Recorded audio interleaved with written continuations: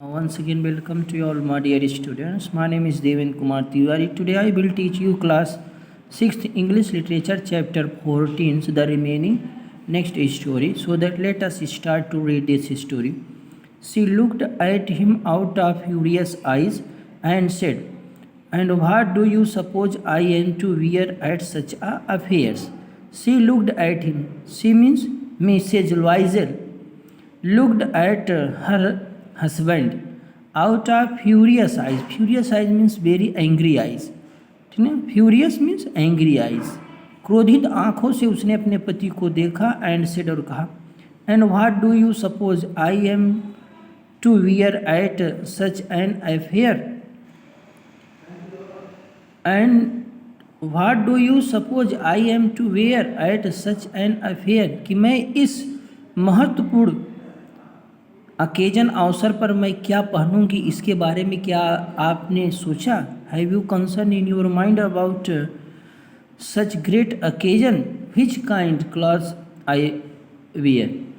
He stammered, he means mister Loisel spoke so uneasy style. Stammered means होता है लड़खड़ाती हुई जबान से उसने कहा, why the dress you go to the theatre in, why the dress you got to the theatre in, it look very nice to me. Why क्यों, the dress you got to the theatre in, आपने theatre के लिए जो dress पहना है, it looks very nice to me, ये तो मुझे देखने में बहुत अच्छा लग रहा है. Madam Loisel started to cry at this comment. Madam Loisel started to cry. इस पर मैडम लॉयजल चिल्लाना शुरू कर देती है. What's the matter with you, what's the matter with you, he asked hesitantly में हिचकिचाते हुए. In doubtful mind mister Loisel asked to her wife, अपनी पत्नी से कहते हैं, व्हाट इज़ द मैटर, एक ऐसा बात है, what the matter with you, आपको क्या हो गया जो आप इतना क्रोधित हो रही हो. शी रिप्लाइड, उसने उत्तर दिया, नथिंग, कुछ नहीं. Only I can't go to this party, only I can't go to this party, केवल मैं इस पार्टी में नहीं जाना चाहती हूँ. As I don't have any things to wear, because I haven't any things to wear for this great party. The husband was heart broken. Look here Mathilde, he persisted. How much would a nice but simple dress cost? She thought for several seconds, thinking how much money she could make her husband give her without him refusing. At last she replied, I don't know exactly, but I think I could do in with 400 francs. तो mister लॉयजल उससे पूछते हैं कि बताइए आपको कैसा कपड़ा चाहिए, कैसे साड़ी चाहिए, कैसे कपड़े चाहिए फॉर दिस अकेजन के लिए. तो वह जानती थी कि उसके पति के पास पैसा नहीं है, इसलिए उसने कहा कि कम से कम 400 फ्रैंक का होना चाहिए, जो मेरी साड़ी हो या मेरे जो कपड़े हों वो कम से कम 400 फ्रैंक के होने चाहिए. ही ग्रू स्लाइटली पेल, वह थोड़ा डिसअपॉइंट होता है, नर्वस हो जाता है. He grew slightly nervous, for this was exactly the amount he had been saving for a gun. इस अमाउंट को उसने गन के लिए कुछ अमाउंट सेव करके रखा था. Mister लॉयजल had saved some money for his gun. Nevertheless he said, उसने कहा कोई बात नहीं, very well, I will give you 400 francs, मैं आपको 400 फ्रैंक दूंगा. The day of the party drew near, party का दिन नज़दीक आ गया. And madam लॉयजल seemed anxious, and madam लॉयजल appeared so very excited. One evening her husband said to her, एक दिन उसके पति ने उससे कहा, what's the matter with you, आपको क्या हो गया. You have been behaving very oddly, इस समय आप बहुत अलग तरीके का व्यवहार कर रही हो. What the matter with you, you behaved me so oddly, very oddly, आपको क्या हो गया, इस समय आप मेरे साथ कुछ अलग व्यवहार कर रही हो.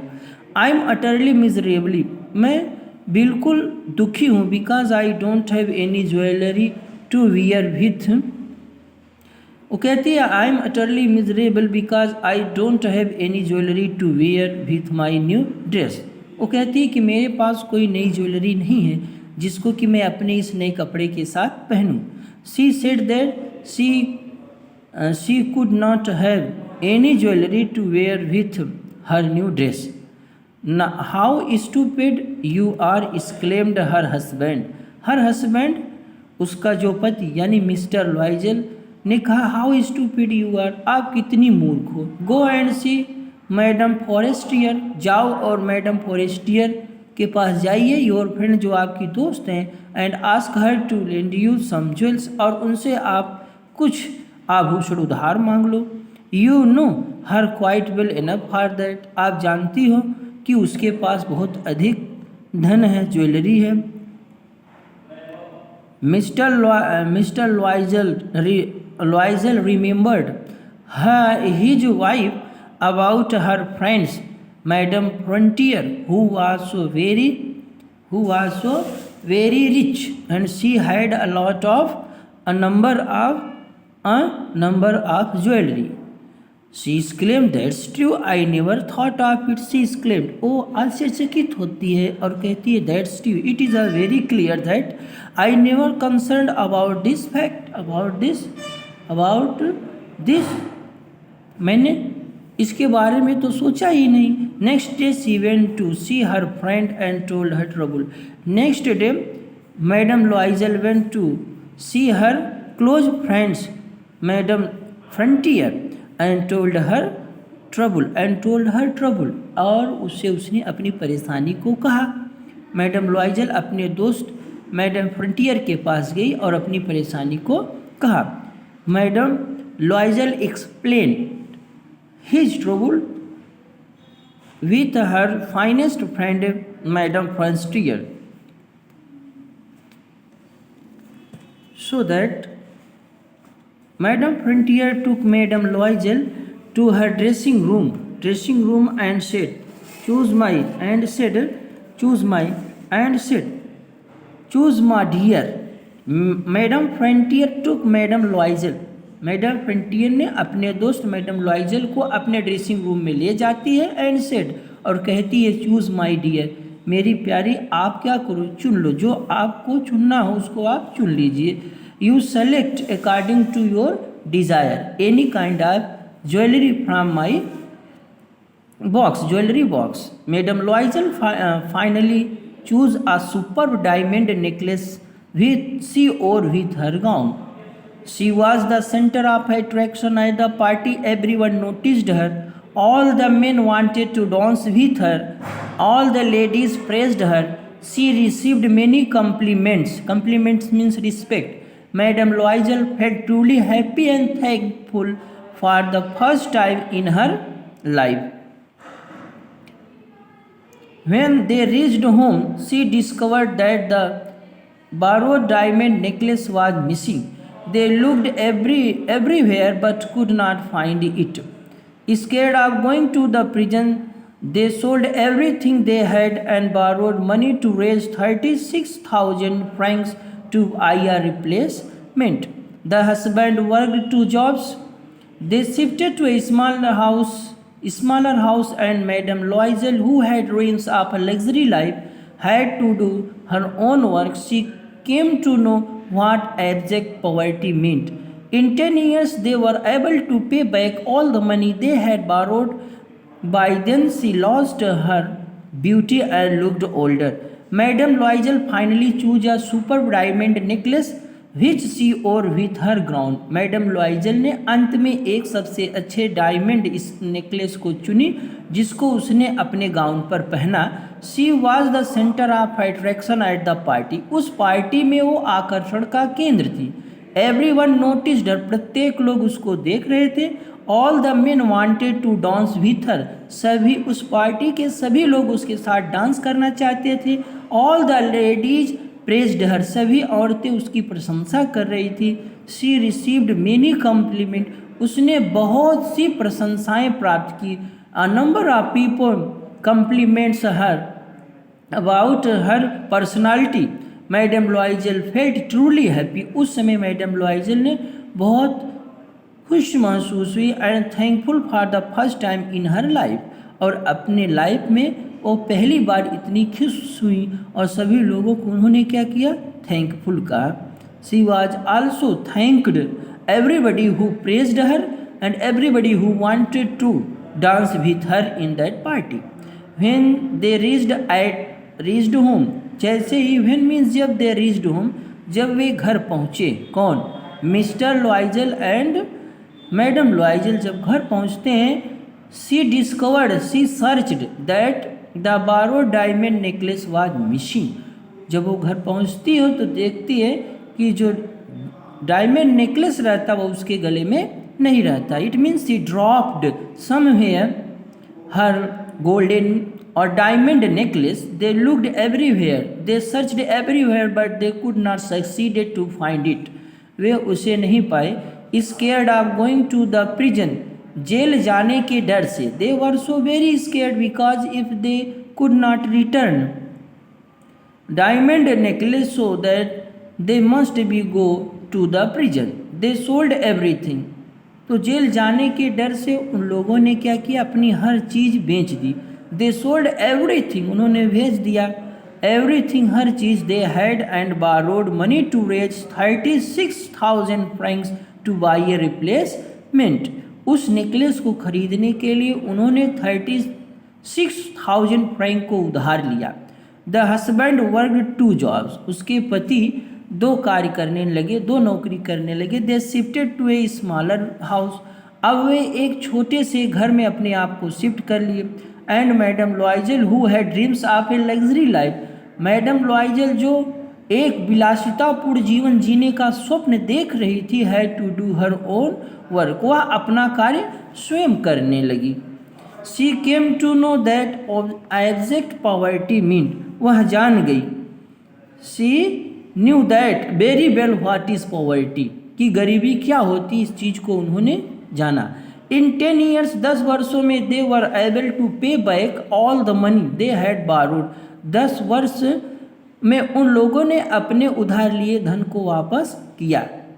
It means they work very hard during the previous 10 years to पे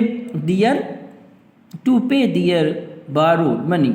by then she lost all her beauty and looked older, इस समय के दौरान उसने अपनी सुंदरता को और अपनी उम्र को सबको क्या किया, खो दिया। It means then she lost all her beauty and looked older, उसने अपनी सुंदरता को खो दी और वह इसी ही उम्र में बुढ़ी दिखने लगी। What would have happened if she had never lost those jewels, what would have happened, क्या होता if she had never lost those jewels, यदि वह उन आभूषणों को नहीं खोती।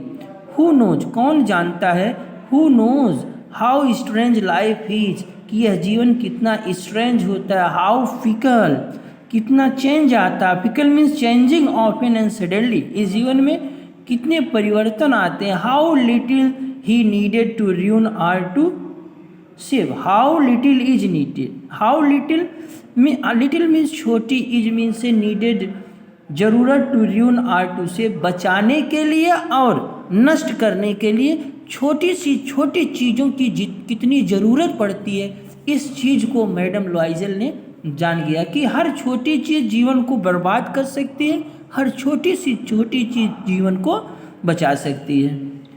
वन डे शी सा her old friend madam Forestier walking with her daughter. One day, एक दिन, सी मिस मैडम लॉइजल सा, देखी हर ओल्ड फ्रेंड अपने पुराने दोस्त मैडम फॉरेस्टियर को वॉकिंग विथ हर डॉटर, जो अपनी पुत्री के साथ वॉकिंग कर रही थी। She was still beautiful and graceful, she means madam Forestier was also now in this time, those time so very beautiful and very attractive. उस समय भी मैडम फॉरेस्टियर जो थी वो दिखने में बहुत सुंदर और आकर्षक लगती थी। Madam Loisel decided to go and meet her friend, madam Loisel ने निर्णय लिया टू गो जाने का, एंड मीट हर फ्रेंड अपने दोस्त से मुलाकात करने की, and tell her about what happen और उसके साथ क्या घटना घटी इस चीज़ को भी कहने के लिए वह गई कि वो अपने मित्र के पास जाएगी और अपनी सभी पुरानी कहानी को कहेगी। She must be go to meet with her friends and also describe about his past life story. So that is the description of this story. The remaining story will be explained in next video. So that thank you and have a nice day.